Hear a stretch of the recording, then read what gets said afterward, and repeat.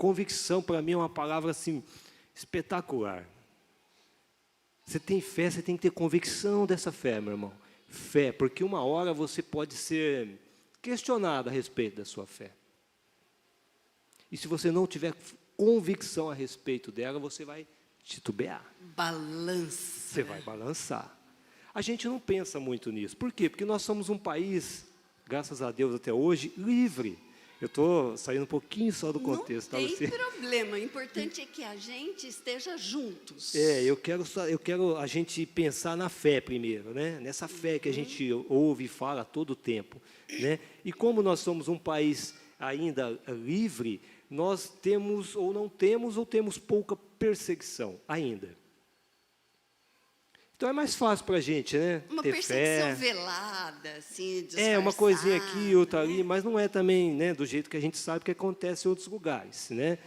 E eu estava pensando outro dia nisso, né? Nós somos, no estudo que eu estava fazendo, nós somos um país, o pessoal fala um país laico, né? Um país que não tem religião. E eu estava refletindo nisso, né? Interessante religião isso. fechada, Não né? tem uma religião definida. Pré-estabelecida. Isso, o país segue tal religião. Não, a gente não é assim, né? Por quê? Porque na nossa Constituição tem toda aquela questão, todas as religiões têm os mesmos direitos, podem se manifestar, então é nesse caminho que segue. Mas tem país que tem a sua religião determinada, né? Israel tinha o seu Deus, né? Sua religião, tal. Não vou falar religião, Deus. O Islã tem o seu Deus, né? E alguns países da Europa perseguem cristãos porque não permitem que cristãos falem a respeito ali do Jesus Cristo. Eu quero falar tudo isso para trazer para vocês, de novo, a convicção que vocês têm nessa fé. Ô Camila, obrigado. Fé em quê? Na salvação, meu irmão. Você tem fé que Jesus Cristo morreu na cruz para te salvar? Isso é dom de Deus? Você não precisa fazer nada para isso? Tem fé nisso? Você tem convicção e certeza? Se alguém começar a te questionar isso, você vai conseguir se manter? E eu estou falando isso para a gente refletir, tá bom? Fé não é fé teórica. E aí vem o que o pastor estava falando um pouquinho da prática, mas a gente vai falar já disso. Essa fé teórica é tranquilo, né? Eu já ouvi falar, eu já li. Mas na hora de colocar em prática, você vai conseguir? Se você não tiver convicção, não vai. Então você precisa ter certeza da fé que você diz que tem. Mas e se eu não souber muitos textos de cor, assim, se eu ainda for novo, assim, e não souber muitos textos de cor por enquanto, e aí alguém pede razão da minha fé, o que eu faço? Isso não é... Eu acho que a gente tem que mostrar Jesus Cristo na sua vida, e você vai mostrar isso através de ações, através de uma vida prática, né? Através daquilo que você vai fazer. A gente vai falar um pouquinho disso também, né? Então, a gente vai mostrar e dar exemplos e a gente vai fazer... As nossas experiências gritam, Isso. A gente vai passar por situações onde a gente vai dar testemunhos e vai dar, tomar atitudes e decisões que vão falar por você. E quando a gente conta aquilo que Deus fez na nossa vida, em um fato, outro fato, balança outra pessoa, né? A lição, né, Luci, ela vai trazer para a gente o seguinte, meu irmão, a discussão entre a salvação pela fé, a salvação pela obra, como é que é isso? A gente é salvo pela fé, a gente é salvo porque a gente faz boas obras, boas ações, porque a gente ajuda ao próximo? O que vocês acham? Tem uma participação. A Vanessa hoje está ali para nos ajudar, você viu, Luci? Aí, Vanessinha, muito bom. Ops. Tá ligado, não tá? Ok. Tá. Bom dia, igreja. A dona Lina comentou assim aqui: fé é crer no que não vê, mas é ver o agir de Deus em nossas vidas. Perfeito. Muito bom, exato. fato, né? Faz jus àquele texto, né? Tem mais alguém? Tem.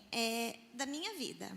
Quando eu descobri endometriose, foi uma dor muito forte que eu tive.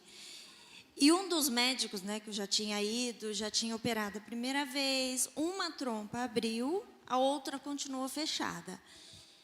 E aí ele já tinha falado, a trompa já secou, virou borracha, não tem vida mais, ele falou.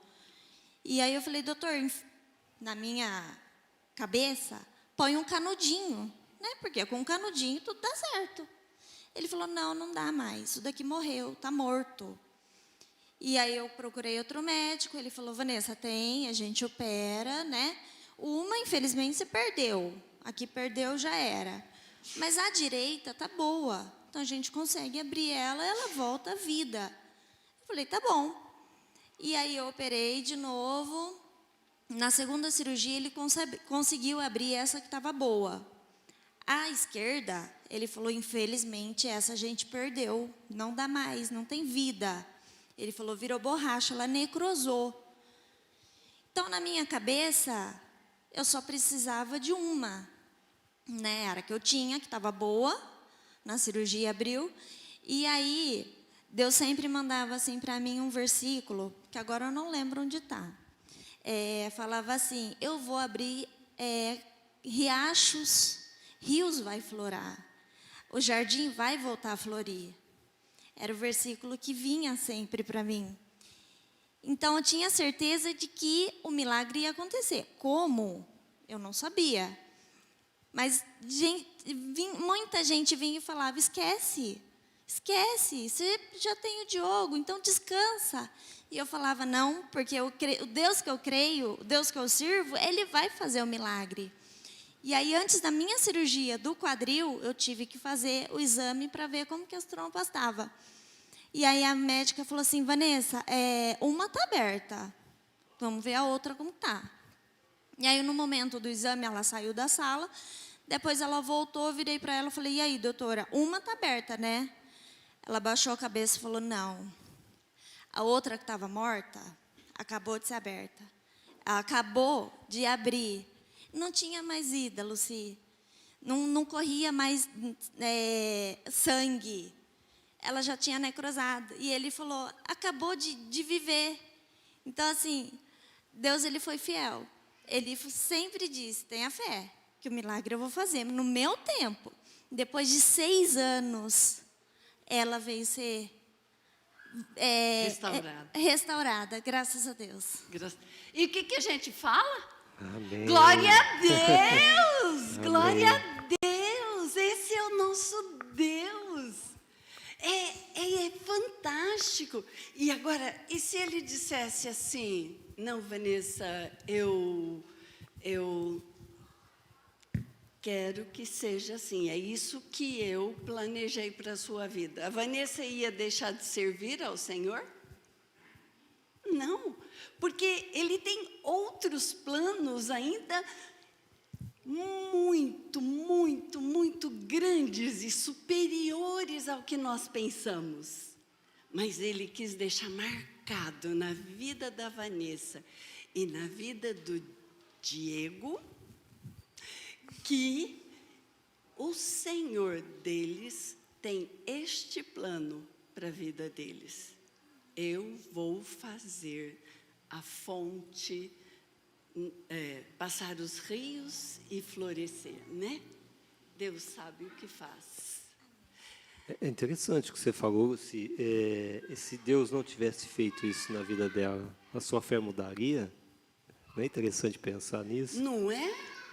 Se a gente acredita que Deus deu o seu Filho para morrer na cruz, para nos salvar, para que nós pudéssemos ser salvos, nós estamos dizendo que Deus, a partir daí, é soberano em nossa vida.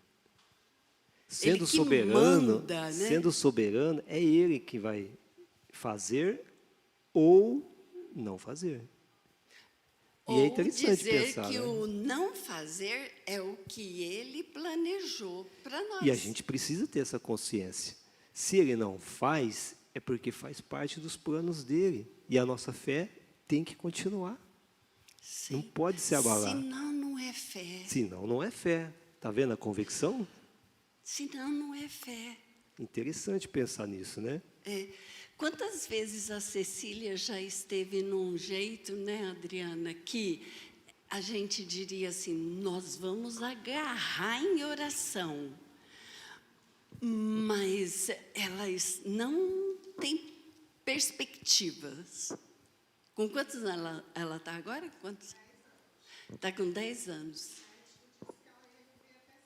Vanessinha, vem aqui, só porque todo mundo poderia ouvir, fazendo favor.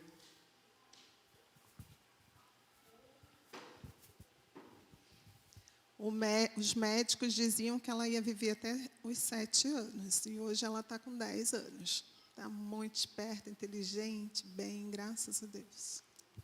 E é isso. E tantos outros milagres que Deus apresentou, né? Quantas internações, quantas vezes ela ficou muito mal, a ponto do médico falar que ela não ia sair do hospital, e ela saiu. A gente entrou em oração e Deus permitiu que ela saísse. Sim. A fé é traduzida em obras. Como explicar que a fé é traduzida em obras? Nós temos mais para frente, mas acho que eu queria falar disso um tiquinho só. O Gandhi. Quem? A Vilma. Oh, não vi, Vilma. Sem problema. Dessa experiência de ter fé, na questão da Eloá, né? Quando o médico falou que só ia cuidar da Marjorie e que aquele feto não tinha mais o que fazer,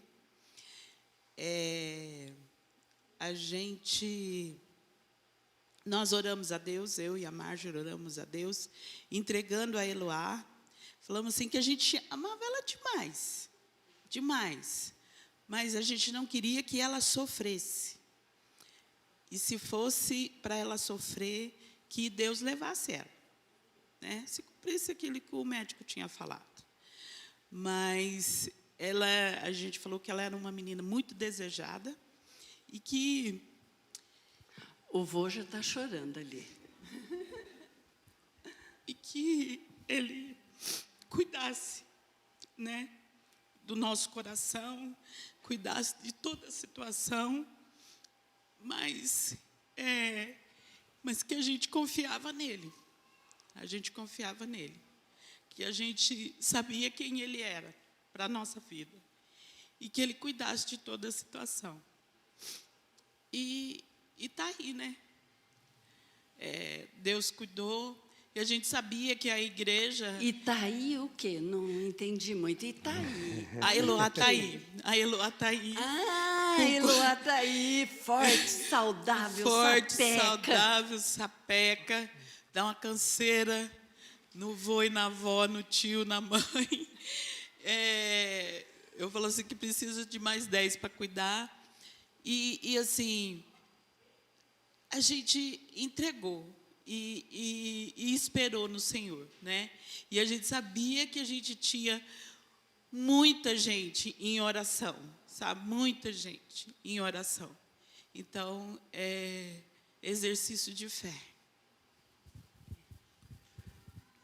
Não, eu só quis ler o versículo que a Vanessa falou, né? Ela esqueceu onde é que estava, mas eu gosto muito dele. E ele fala também, eu tenho, acho que dentro da minha carteira, é Isaías 41:18. Aí ele fala assim: abrirei rios em lugares altos e fontes no meio dos vales. Tornarei o deserto em tanques de águas e a terra seca em mananciais. Amém. Amém. Esse é quem? Isaías. É o nosso Deus Todo-Poderoso. Esse é o nosso Deus Todo-Poderoso que age.